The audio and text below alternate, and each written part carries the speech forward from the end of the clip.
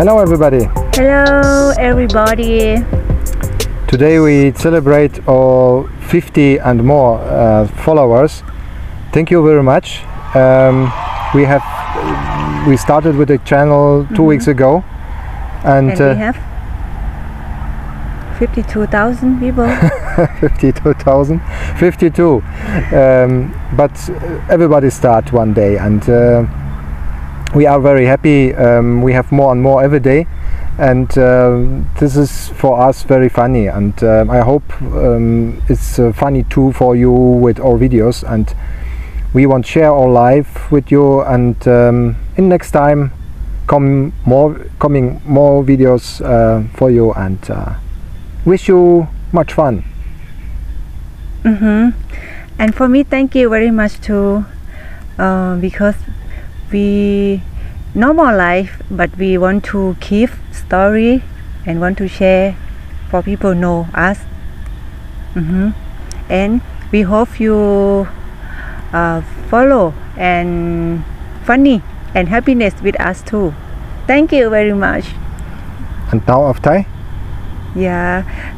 ก็สำหรับวิดีโอนี้นะคะก็ขอบคุณทุกๆคนนะคะมีคนติดตาม52 ก็เราเริ่มจากศูนย์นะคะก็เป็นการเก็บประสบการณ์หรือว่าเก็บเรื่องราวความทรงจำของเราสองคนนะคะขอบคุณทุกท่านที่ให้ความสนใจแล้วก็สนใจวิดีโอเราสนใจเราสองคนนะคะแล้วเราก็จะทำวิดีโอใหม่ขึ้นมาเรื่อยๆทุกๆวันนะคะขอบคุณนะคะขอบคุณค่ะ Ja, und in Deutsch möchte ich auch mich bedanken bei allen aus Deutschland, die sich unsere Videos angeschaut haben.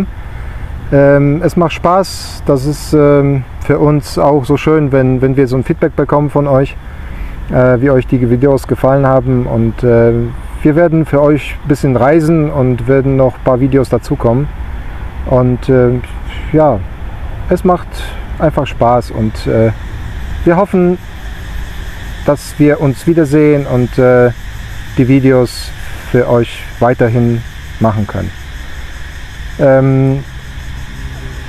Z Polski mam nadzieję, że też jacyś ludzie nas oglądają i pierwszy raz teraz po polsku mówię.